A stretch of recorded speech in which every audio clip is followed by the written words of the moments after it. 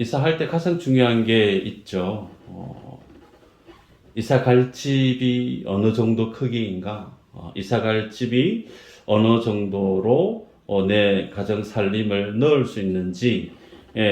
집은 작은데 살림은 너무 많고, 그럼 이사하는 당일날 상당히 곤란을 겪게 되죠. 무슨 얘기냐면 우리들은 이 세상에서 영원히 살 하나님의 사람들이 아니죠. 우리들은 하나님이 부르신 우리에게 주실 본향에 있는 하나님의 나라가 있는 예수의 생명을 지닌 자가 하나님의 자녀들인데, 내가 영원토록 있을 곳이 하나님의 나라입니다. 아멘이죠? 이 땅에서 잠깐 있다가 주님 나라에 이제 영원토록 우리가 가서 지낼 텐데, 중요한 질문이, 그러면 영원토록 내가 있을 몸을 그 하나님의 나라에 대해서 나는 어느 정도로 잘 알고 있는가? 이 땅에 대해서는 누가 가르쳐 주지 않아도 어떻게 살아야 되고, 이사를 어떻게 해야 되고, 잘 먹고 잘 살려고 하면 어떻게 해야 되는지 우리는 본능적으로 잘 압니다. 그런데 우리가 영원토록 있을 그 하나님의 나라에 대해서는 우리가 어느 정도로 잘 알고 있는가, 중요한 질문을 갖게 되죠. 성경에는 하나님의 자녀들에 대해서 다양한 호칭으로 우리를 부릅니다. 하나님의 아들, 딸, 하나님의 백성, 혹은 주의 종, 혹은 청지기, 혹은 성도, 신자, 다양하게 이렇게 표현을 하는데, 오늘 우리가 볼 말씀은 제목에도 그렇게 되어 있지만 하나님의 나라가 어떤 나라인가, 그 하나님의 나라에서 하나님이 부르시는 하나님의 백성, 그들을 오늘 본문에서는 하나님의 종 혹은 청지기, 그렇게 성경이 표현하고 있습니다. 그래서 오늘 우리들의 말씀의 포커스는 예수님이 전하시고 있는 하나님의 나라는 어떤 나라인가, 그리고 그 하나님의 나라에서 영원토록 살아야 될, 그곳을 가야 될 하나님의 사람들, 그 마음속에 있어야 될 하나님의 나라에 대한 마음은 어떤 마음이 있어야 되는지에 대해서 말씀을 상고하도록 하겠습니다. 여러분, 우리가 알고 있는 것처럼 예수님은 이 땅에 오셔서 공생애의 삶을 사시면서 많은 이적도 행하셨지만 그 모든 사역의 중심이 어디에 귀결되느냐면 하나님의 나라를 전하셨다라는 거죠. 그 하나님의 나라, 쉬운 말로 천국입니다. 천국 복음, 하나님의 나라에 대한 어떤 이야기, 그 진리를 전하시는 일에 예수님은 공생의 3년의 시간을 집중하셨습니다.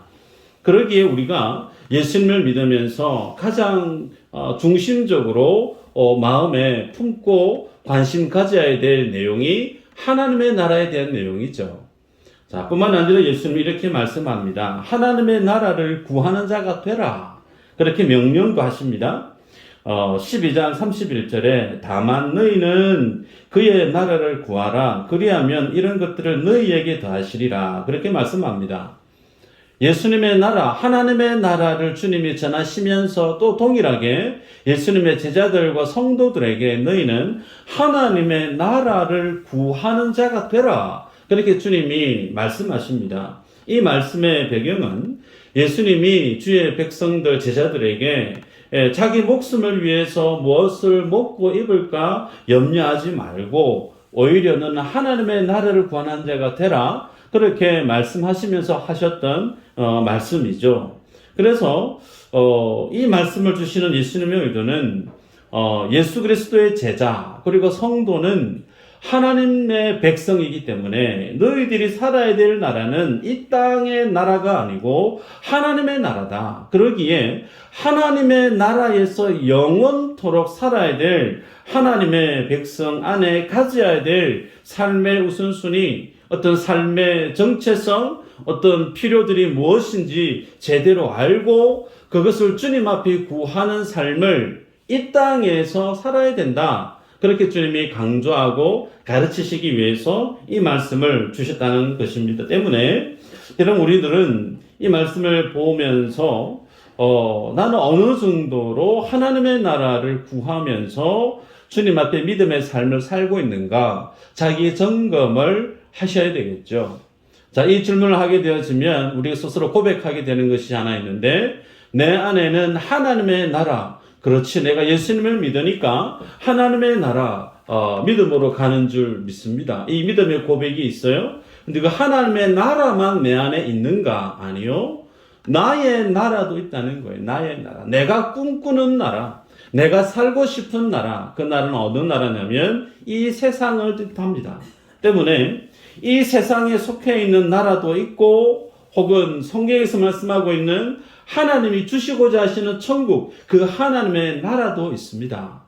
그러면 오늘 나는 예수를 믿는 하나님의 자녀로서 이 땅 가운데 내가 하나님의 백성이고 하나님의 자녀면 응당 주님 앞에 기도하고 관심을 갖는 많은 영역 중에 상당한 부분을 차지해야 될 프로테이지는 하나님의 나라에 대해서 기도하고 그 하나님의 나라에 대해서 내가 이 땅에서 어떻게 겸비하고 주님 앞에 살아야 될까? 여기에 우리의 마음이 중심이 서 있어야 될 텐데, 전혀 그렇지 않고 하나님의 나라는 별 관심 없고 이 땅에서 내가 살고 싶은 나의 나라, 이 세상의 나라에 대해서만 모든 신앙의 관심이 집중되어져 있다라고 하면 그 믿음을 과연 성경적인 믿음, 예수님이 인정하시는 바른 믿음이라고 말할 수가 있을까? 그럴 수 없다라는 겁니다.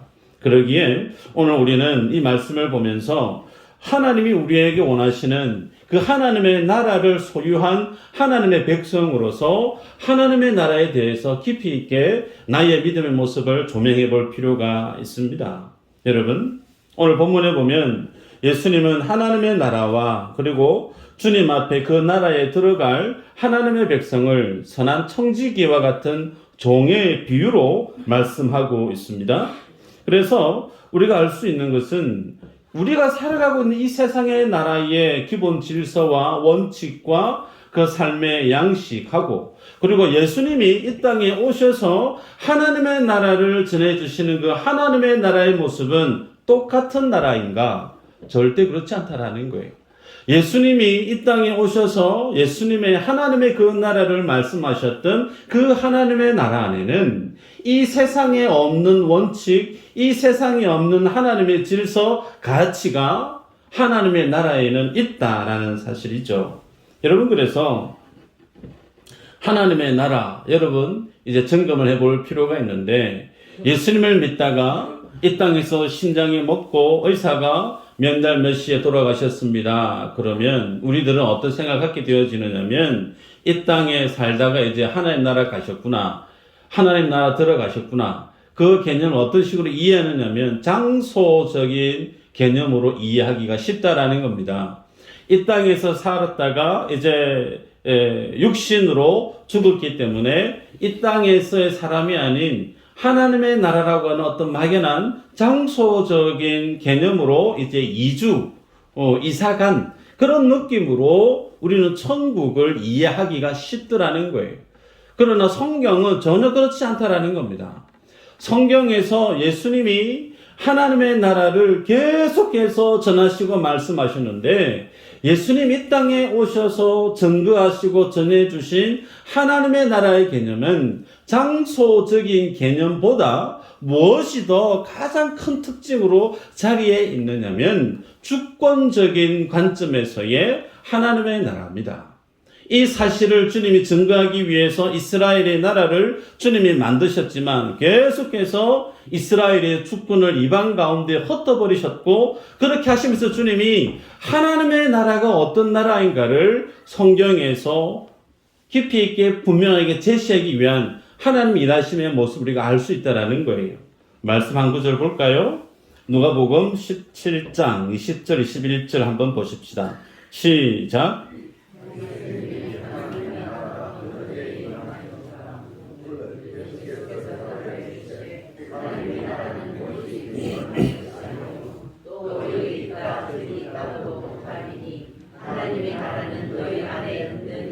아멘. 하나님의 나라 볼 수 있게 임하는 것이 아니다. 소위 큰 우주선이 막 하늘에서 내려오는 것처럼, 하늘에서 큰 땅덩어리가 딱 내려오는 것처럼 볼 수 있게 임하는 것 아니다. 하나님의 나라의 의미는 장소적인 개념이 아니다. 그래서 하나님의 나라는 이미 너희 안에 있다. 너희 안에 있던 이 말씀의 의미는 누구의 다스림 안에 있느냐 그 뜻이에요. 내가 예수님을 믿으면서 하나님의 예수님의 다스림 안에 있는 인생인가? 그렇다면 그 사람 안에는 뭐가 있다는 거예요? 하나님의 나라가 그 속에 있다라는 거예요. 우리가 수요일날 출애굽기 말씀을 쭉 보아왔지만 주님이 성막을 만들게 하시고 성전을 만들게 하신 어디가 어디 있냐면 나 여호와 하나님이 나의 백성 너희와 함께 거하겠다라는 거예요. 하나님이 함께 거하시고 하나님의 다스림 안에 있는 그곳이 뭐라는 거예요? 천국이라는 겁니다. 너희 안에 거한 것, 소위 예수 그리스도의 말씀과 하나님의 주권에 붙들려서 내가 누구의 다스림과 누구의 통치 아래 있는 인생인가에 따라서 그는 하나님 나라를 경험하고 살아가는 하나님의 백성이 된다라는 겁니다. 그래서 구약에서 보면 이스라엘 백성들이 전쟁에 나갈 때 혹은 하나님의 백성 어디 먼 곳을 위험한 일을 경험하게 되어질 때 주님이 그 모든 인생들에게 주시는 최고의 약속이 뭐냐면 내가 너와 함께함이라. 장로님 기도하셨지만 예수님께서도 부활하시고 나서 제자들에게 세상 끝날까지 내가 너희와 항상 함께 있을 것이다. 그게 뭐라는 거예요? 예수 그리스도가 나와 항상 함께 한다라고 하는 그것이 곧 하나님의 나라가 내 안에서 꽃피고 열매 맺고 자라난다. 소위 천국에서의 삶을 예수 그리스도의 다스림 안에 있는 인생은 누리고 산다. 그 뜻입니다. 여러분 그래서 오늘 본문에 보면 주인이 등장하는데 그 주인이 소위 예수님을 지칭하고 있습니다. 그 주인된 예수님이 이제 혼인잔치가 있어서 혼인잔치를 위해서 집을 비웁니다. 그러면서 그 집을 비우는 와중에 종들이 있는데 그 종들이 이제 어떻게 주인이 오기까지 그 시간을 살아내야 되는지에 대해서 예수님이 하신 말씀이죠. 여러분, 주인이 집을 비워서 혼인잔치에 멀리 출타를 했다. 이것이 사실이에요? 그러면 출타했던 주인이 때가 되면 뭐 할까요? 돌아오죠. 출타했던 주인이 때가 되면 돌아옵니다. 그 돌아올 주인이 그것이 사실임을 아는 종은 그 주인이 오기를 기다리는 시간 동안 뭘 하고 있을까? 주인이 그 종에게 명한 말씀을 기억하는 거예요. 비록 내 눈앞에는 주인이 보이지 않고 없지만 그의 마음에는 여전히 누구의 다스림이 그 마음속에 상존해 있는가? 주인이 그 종에게 얘기했던 바를 깨어있는 종, 똑똑한 종, 성실한 종은 그 주인의 말을 기억하고 오늘 무슨 일을 해야 될지, 해가 떠서 해가 지기까지 오늘 내가 뭔 일을 해야 될지, 주인이 내게 무엇을 맡겼는지 그걸 알고 주인이 앞에 있으나 없으나 그 주인의 말에 준해서 자신의 삶을 살아가게 되지 않겠습니까? 이 삶이 어떤 모습이냐? 소위 하나님의 다스림을 경험하고 살아가는 천국 백성이 이 땅 가운데 살아가는 삶의 모습이다라는 걸 주님이 말씀합니다. 이스라엘 백성들에게 있어서 유대 문화 속에서 혼인은 대략 2년의 시간이 걸립니다. 야, 무슨 결혼식이 2년씩이나 걸리노? 2년 걸립니다. 1년은 약혼, 2년 차이에 정식이 되어지는데 신랑이 신부집에 갑니다. 1년. 그러면 신부가 신랑을 맞이하겠죠. 그러면 이제 잔치를 벌입니다. 그 잔치는 대개 저녁에서부터 시작되어지는데 짧게는 1주, 길게는 한 2주 정도 혼인잔치가 진행되어지는 거예요. 그래서 혼인잔치를 막 하고 난 이후에 이제 그 신랑은 그 기간을 끝나고 나면 다시 집으로 돌아가요. 집으로 돌아가면 뭐 할까요? 신부를 데려올 집을 1년 동안 장만하는 겁니다. 그러면 그 1년 동안 신부는 뭐 할까요? 내가 맞을 신랑을 위해서 나는 현숙한 여인이기 때문에 최고의 신부로서 신부 수업을 1년 동안 준비를 하는 겁니다. 그렇게 있다가 언제인지 몰라요. 근데 신랑 될 사람이 집을 다 준비해 놓고 나면 다시 신부를 데리러 옵니다. 신부를 데리고 오면 또다시 또 주님 앞에 가정 식구들 모아서 잔치를 하게 됐죠. 자, 중요한 것은 신부의 관점이에요. 신랑과 혼인을 했습니다. 예, 그래서 비록 신랑이 지금 집을 장만하기 위해서 멀리 떠나가 있지만 이미 나는 신랑을 맞이한 신부이기 때문에 그 신랑을 맞이하는 1년이라는 기간 동안 뭘 하고 있을까요? 다른 남자의 마음을 주면 될까요? 안 될까요? 안 되겠죠. 예. 왜? 나에게는 잘생긴 멋있는 신랑이 있기 때문에 그 신랑을 맞을 준비를 하는 거예요. 근데 그 신랑이 낮에 올지 밤에 올지를 몰라요. 때문에 예를 들어서 밤이 되어지면 오늘 밤에 혹시 신랑이면 어떡할까? 뭘 준비해야 될까요? 당연히 덤불을 준비하는 거예요. 그거 졸면 안 됩니다. 언제 올지 문 똑똑똑 두드려서 네 왔습니다. 문 열어주세요. 그러면 신랑 오셨느냐고 기다렸다고 반갑게 문을 열고 그 신랑을 맞아드려야 된다는 거예요. 이게 유대 문화의 결혼 문화입니다. 그것처럼 오늘 본문에는 마치 주인이 혼인잔치를 해서 멀리 갔다가 언제 올지 모르지만 온다는 거죠. 그러면 그 올 때까지 종이 해야 될 삶의 모습은 그 주인을 기다리면서 졸면 안 된다는 거예요. 게으름 피우면 안 된다는 거예요. 그 주인이 내 왔다 문 열어둬 그러면 주인의 음성을 듣고 빨리 문을 열어줘야 되는 거예요. 그 기간 그 종의 마음속에는 그 주인을 향한 마음이 늘 함께하고 있습니다. 비록 내 눈에 보이지 않지만 나는 그 주인의 종으로서 종이 해야 될 그 일, 주인이 내게 명한 그 말들을 지켜가고 있는 것. 누구의 다스림 안에 있느냐? 천국을 설명할 때쯤 이렇게 지금 말씀하고 있다는 사실이죠. 여러분, 그래서 예수 그리스도를 믿어서 하나님의 자녀가 되었다라고 하면 그럼 이제 나는 누구의 다스림 안에 있는 삶을 살아야 될까? 예수님을 믿으면서 예수님이 나의 주인이고 예수님이 나의 전부라 고백은 하는데 그 주님의 다스림이 예배드리는 일주일 중 이 시간만 주님이 나를 다스려 주시고 이 예배식을 끝나고 나서 집으로 돌아와서 그 이후부터는 전혀 하나님과 관계없는 하나님은 하나님이고 나는 나. 그렇게 살면 될까요? 안 된다라는 거예요. 시간에 대해서도 마찬가지입니다. 일주일이라는 시간, 1년이라고 하는 시간, 인생이라고 하는 그 모든 시간 속에 그 모든 시간의 주인이 누구냐? 내가 아니라는 거예요. 주인이 오늘 해야 될 일이 이거다라고 하면 그 일에 대해서 집중하고 그 일에 대해서 살아내야 될 책임이 종에게 있듯이 내가 마음대로 주어진 그 시간을 내 마음대로 쓸 수 있는 자유가 있느냐? 그럴 수 없다라는 거예요. 시간의 주인이 누구냐? 예수 그리스도. 시간만 주인일까요? 물질에 대해서는 물질도 마찬가지입니다. 내가 돈을 벌어서 얼마를 벌었을 때 그 돈에 대해서 그 돈의 주인이 누구냐? 전부가 하나님 거라는 거예요.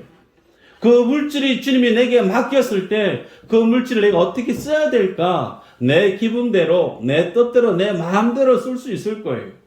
그런데 예수 그리스도가 나의 주인임을 믿는 하나님의 사람은 그 물질을 받아들고 기도합니다. 하나님 어떻게 써야 되죠?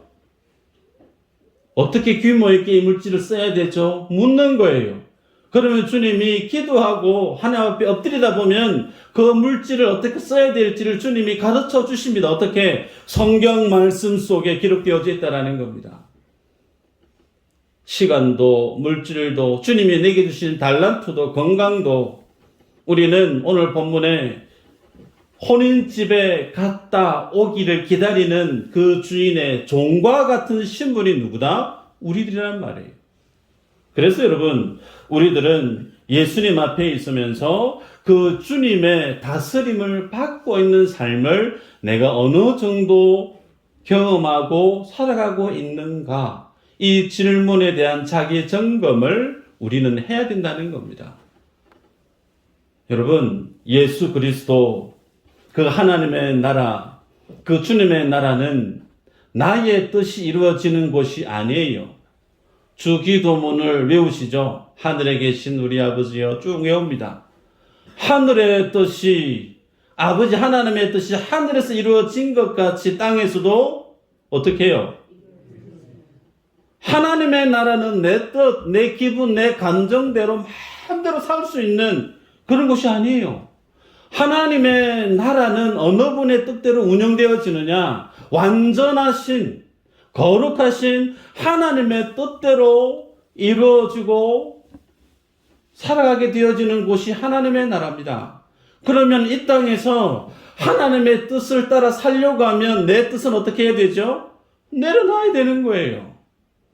그래서 예수님이 누구든지 나를 따라오려거든, 너희가 나의 충성스러운 믿음의 제자가 되려거든, 너희가 하나님의 나라를 소유한 주의 백성이 되려거든, 자기 십자가를 지고, 날마다 자기 십자가를 지고 자기를 부인하는 삶을 따라가는 그가 내 제자로 합당하다. 여러분, 하나님의 나라에서 영원토록 살 곳이 천국이면 그 천국은 내 뜻이 중요한 것이 아니고 하나님의 뜻이 전부예요. 그 하나님의 뜻에 따라 살기를 부름을 받은 이가 성도고 하나님의 자녀인데, 그럼 이 땅에서 천국의 삶을 맛보아 살아가려고 하면 내 뜻대로 내 기분대로 살아가는 것이 아니라는 말입니다. 하나님의 뜻이 가장 중요하고 그 뜻 앞에 내가 해야 될 믿음의 자세는 내 뜻을, 내 기분을, 내 생각을 하나님 앞에서 내려놓고 점검하셔야 된다는 거예요. 다행스럽게도 하나님의 뜻과 내 뜻이 일치되어지면 제일 좋겠죠. 그런데 하나님의 뜻과 내 뜻이 상반됩니다. 그러면 당연히 누구의 뜻을 내려놔야 될까요? 하나님 이번에는 좀 저한테 져주십시오. 그렇게 해야 됩니까? 그럴 수 없어요. 하나님의 뜻 앞에 내 생각, 계획들 정말 중요한 것 같지만 하나님 앞에 톡하니 내려놓을 줄 아는 그 삶을 매일매일 살아가면서, 야, 하나님의 뜻대로 살아갔더니 하나님이 내 인생을 이렇게 경영해 가시고 내 인생을 이렇게 주님이 다듬어 가시고 만들어 가시는구나. 임마누엘의 삶이 이런 삶이구나. 예수를 믿음으로 내 자신을 부인하면서 살아가는 것이 어떨 때는 손해보는 것 같고 좀 바보가 되는 것 같고 불안스러워 좀 보일지 모르나 그게 전혀 아니고 하나님의 뜻대로 내 삶을 내려놓고 나를 부인하며 살아가는 이 삶이 정말 제대로 된 인생의 행복의 가치 1순위구나. 이걸 맛보아 알아가야 돼요. 이게 예수 믿는 삶의 기쁨이고 즐거움입니다. 그런데 교회에 올 때만 예수님 기억하고 생각하고 주중에서는 예수님하고 담 쌓고 살아가시는 분들이 교회 안에 좀 돼요. 여러분, 우리는 그래서는 안 된다는 겁니다. 두 번째, 하나님 나라는 어떤 나라인가 기억하실 때 섬김의 나라다라는 사실입니다. 자, 허리에 35절에 보면 허리에 띠를 띠고 등불을 켜고 서 있으라 그랬습니다. 허리에 띠를 띠고 등불을 들고 서 있으라. 성경에 등불을 들고 혹은 허리에 띠를 띠고 라는 이런 표현이 종종 등장하는데, 대표적으로 보면 출애굽기 12장 12절에 이런 말씀이 있어요. 너희는 그것을 이렇게 먹을지니 허리에 띠를 띠고 발에 신을 신고 손에 지팡이를 잡고 급히 먹으라. 이것이 여호와의 유월절이니라. 유월절의 어린 양의 피, 그 피로 하나님의 심판이 온 이집트 가운데 행해졌고 그 어린 양의 피를 바르지 아니했던 이집트의 그 모든 집의 장자, 사람과 가축을 포함해서 다 죽어나갔습니다. 하나님의 심판을 받았다라는 거예요. 그런데 이스라엘 백성들 어린 양의 피를 문지방 자우문 설주에 발랐던 그 이스라엘 백성들은 죽지 아니했습니다. 안 죽었던 이유는 이집트 사람들보다 유대인들이 더 경건해서 착해서 선해서 그거 아니죠. 동일하게 이집트 애굽의 장자들이 죽어 나가야 되는데 유대인들 하나님의 택함을 입은 백성들 그들도 죽어야 되는데 그들의 장자의 죽음 대신 누가 죽었다는 거예요? 어린 양이 죽었다라는 거예요. 그래서 하나님의 심판이 행해졌고 그 심판에서 구원을 얻었던 이들이 유대인들이고 그 날이 유월절입니다. 그런데 왜 구원 받았는데 허리에 띠를 띠고 양고기 급히 먹어야 되라 그렇게 말씀하고 있는가? 너희들이 유월절의 어린 양 소위 예수 그리스도를 믿음으로 구원을 받았지만 그 구원의 여정이 끝이 났느냐? 아니라는 거예요. 구원의 여정은 아직도 갈 길이 많다는 겁니다. 동일하게 우리가 예수님을 믿고 주님이 정말 나의 주인임을 내가 믿음으로 고백을 해요. 그래서 성령의 충만을 경험하고 성령의 체험을 했고 확연히 나는 정말 예수 믿는 사람이 맞다. 그렇게 나 스스로도 기억하고 있지만 여러분 그 구원의 완성이 언제 이루어지죠? 예수님이 가장 영화롭게 하나님의 보좌 우편에 서 있는 그 예수의 영화로움을 주님 우리에게 주시기를 원하시는데 그 주님 우리에게 주시기를 기뻐하시는 구원의 정점 그 마지막에 있는 예수 그리스도의 그 영화로움은 아직 우리에게는 미완성이라는 거예요. 그래서 그 기간 동안 주님은 우리에게 이 믿음의 명령을 하고 있다는 겁니다. 여러분 그래서 깨어 있어야 된다. 그렇기 때문에 띠를 띠고 깨어 있어야 된다. 여러분 여기에서 우리의 고민거리가 생기죠. 만에 하나 주인이 있잖아. 2026년 1월 넷째 주 주일 오전 11시에 저기 미수제일 교회에 내가 올 거야. 그날 그 시에 내가 올 테니까 그때 어디 다른 데 가지 말고 꼭 거기 교회에 와 있으라. 그때 내가 심판을 할 것이다. 소위 예수님 땅에 재림하시는 그 날이 구원의 완성되어지는 날이죠. 알려주면 얼마나 감사하겠어요.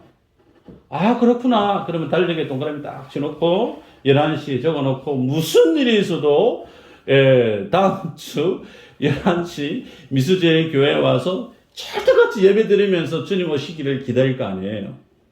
그런데 성경은 그렇게 몇 날 몇 시 장소를 알려주지 않습니다. 말씀 한번 볼까요? 마태복음 24장 35, 36절 한번 읽어보십시다. 시작.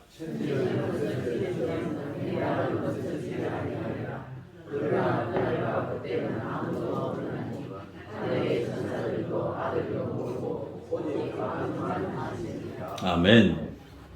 누구만 아신다고요? 네, 저도 몰라요. 왜 이렇게 하시는지 저도 모릅니다. 근데 하나님의 뜻이에요. 하물며 하나님의 독생자 되신 예수님도 모른대요.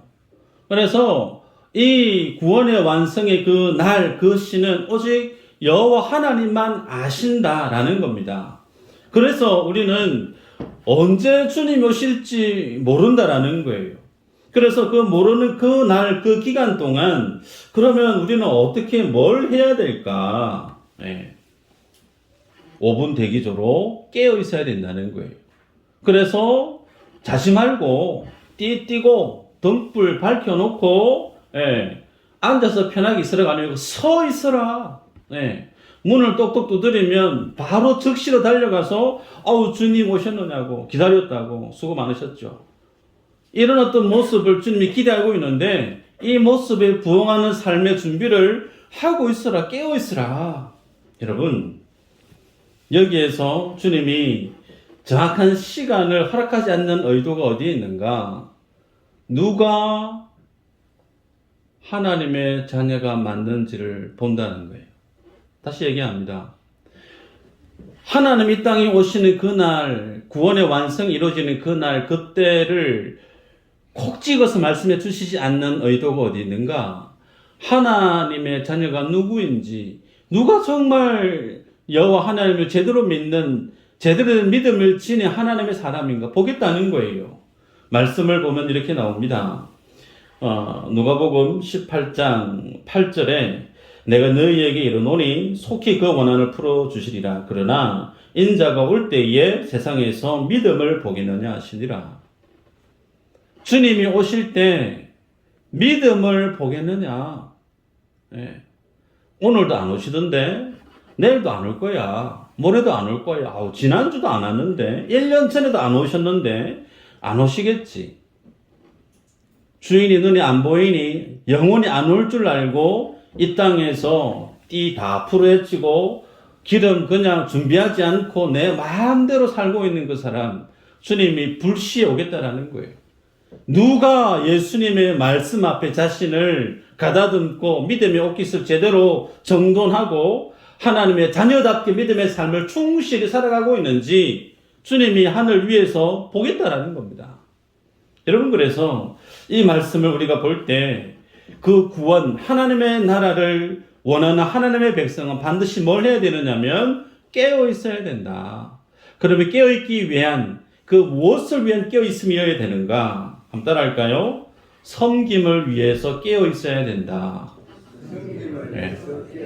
섬김의 목적입니다. 네. 주인이 와서 문을 엽니다. 두드립니다. 후다닥 가서 문을 열어주는 거예요.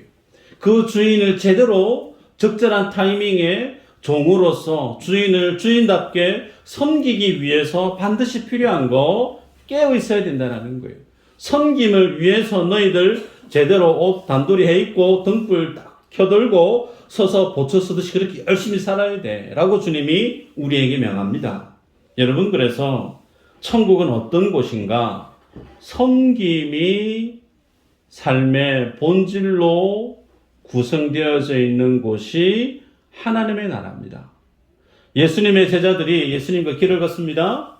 제자들끼리 논쟁이, 다툼이 있었어요. 주제는 누가 더 크냐? 내가 더 크다. 예수님이 임금이 되시고 나면 그래도 내가 우의정 장애인 정도는 돼야지. 내무부 장관은 내가 돼야지. 국방부 장관은 내가 돼야지. 내가 볼 때 너는 좀 아닌 것 같아. 그러면서 제자들끼리 막 싸웠어요. 그 모습을 주님 보시고 뭐라고 말씀하시느냐면 너희 중에 큰 자는 섬기는 자니라. 하나님의 나라에서 큰 자는 섬김을 받는 자가 큰 자가 아니고 섬기는 자가 크다 라고 말씀을 합니다. 자, 그러면 여러분, 여기에서 주님이 천국의 말씀을 강조하시면서 37절에 참 궁금한 말씀을 주님이 하십니다. 읽어보면 주인이 와서 깨어있는 것을 보면 그 종들은 복이 있으리로다. 내가 진실로 너희에게 이르노니 주인이 띠를 띠고 그 종들을 자리에 앉히고 나와 수종들리라. 원래 띠를 띠고 발을 씻기는 일은 누구의 몫이죠? 종이 해야 될 일이죠. 그런데 주인이 돌아왔는데 적절한 타이밍에 졸지 않고 충실하게 종의 자리를 잘 살아냈던 그 종들, 그 종을 본 주인이 어떻게 행동하죠? 띠를 갖고 온나? 내가 띠 띠게. 주인이 띠를 띱니다. 그리고 종을 앉힙니다, 의자에. 그리고 주인이 무릎을 꿇고 그 종의 발을 씻기는 거예요. 바뀌죠. 천국은 어떤 곳인가? 주인이 종의 자리로 가고 종이 주인의 자리에 가고, 이 말의 의미는 높고 낮음이 없다는 거예요. 주인과 종의 개념 차이가 없다라는 겁니다. 그래서 천국은 주인과 종의 자리가 바뀌어져 버리는, 모두가 다 섬김을 받는 자리로 주님이 천국을 그렇게 말씀하고 있다는 사실이죠. 그런데 여러분, 인간이 만들어 온 세상 중에 이런 세상이 있었던가요? 없었습니다. 인간이 만든 세상의 최고의 세상은 계급제입니다. 한 번 노예는 영원히 노예입니다. 그의 자녀들까지 노예죠. 왕족으로 태어난 사람은 계속해서 왕으로서, 귀족으로서 삽니다. 다행히 지금은 신분제가 없어졌지만 오늘날은 다를까요? 아닙니다. 똑같습니다. 예. 어느 세상에는 갑과 을이 있어요. 갑과 을. 지금 기획예산처 장관 후보로 이혜훈 전 국회의원이 거론되어지는데, 저는 이전에 이분을 좀 좋아했더랬어요. 그런데 계속해서 안 좋은 뉴스가 계속 나와서 실망스러운데, 보좌진이 지금까지 국회의원에 있는 동안 보좌진이 80명이 근무했는데 57명이 1년을 채우지 못하고 해임되든지 사임을 했다는 거예요. 그래서 65.5%가 1년을 채우지 못하고 중간에 자리를 교체했다라는 겁니다. 왜 그럴까? 많은 사람들이 얘기하기를 너무 신경질적으로 폭언을 하고 소위 갑질이죠. 갑질을 너무 심하게 해서 그 직원들, 보좌진들이 감당이 안 돼서 그 자리를 포기하고 나갔다라는 겁니다. 금배지 달아주면서 국민들 나라 잘 섬기라고 그렇게 국회의원으로 세워놨더니 본인의 사무실에 있는 몇 명 안 되는 그 보좌진 제대로 섬기지 못해서 반 이상을 1년 만에 다 가르치우는 그런 어떤 세상의 모습, 굳이 이혜훈이라고 하는 이 후보자만 그럴까? 이 모습이 세상의 일반적인 모습이라는 거예요. 네. 이 모습이 교회 안에는 없을까? 교회 안에도 있습니다. 여러분, 섬김을 받기를 좋아하는 거, 우리 모두 안에 있는 본성이에요. 교회 안에 목사가 있고 교회 중직자들이 있습니다. 그 안에 어떤 마음이 있느냐? 권위주의적인 사고방식이 없지 않아 있어요. 제한이 없을까요? 차고 넘칩니다. 이 권위의식을 다 깨부시고 내려놔야 되는 거예요. 목사, 장로, 권사, 집사, 교회 안에 계급으로 주어진 것이 아니죠. 섬기게 하기 위해서 가장 교회 맨 밑바닥에서 가장 잘 섬기게 하기 위해서 하나님이 허락한 직분이에요. 그래서 교회에서 가장 높은 분은 누구예요? 네, 새가족이에요. 아멘인가요? 제일 높은 분은 새가족이에요. 제일 밑바닥에는 목사고. 부탁하는데 반말은 안 했으면 좋겠습니다. 말씀을 맺는데요. 여러분, 오늘 이 비유의 말씀 속에 주인이 띠를 띠고 종의 발을 씻겼던 이 모습 예수님이 하셨습니다. 십자가 지시기 전에 제자들을 불러놓고 세족식을 하셨어요. 그 이유가 어디에 있는가? 섬김의 나라를 주님이 만들고 있다라는 거예요. 여러분, 이 말씀을 들으시면서 그래, 나도 이제 그러면 하나님의 백성이니까 내가 섬김의 삶을 열심히 살아야지, 그 마음을 잡수신다면 정말 박수 드리고 응원을 드립니다. 그런데 우리들이 할 수 있는 것은 고작 흉내 정도 내는 것이 전부예요. 우리는 늘 언제나 다른 사람이 해주는 걸 좋아합니다. 섬김을 받는 자리, 다른 사람이 누군가 나에게 어떤 것을 서빙해 주는 자리, 혹은 다른 사람의 다스림을 받는 것보다 주인의 자리에 서는 걸 더 좋아해요. 네.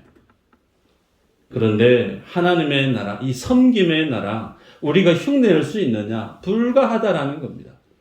그래서 하나님의 나라는 오직 예수 그리스도만이 만드십니다. 그래서 창조주 되신 예수님이 이 땅의 주인으로 오셨는데 그 종들을 구원하기 위해서 종들의 손에 의해서 십자가에 죽으십니다.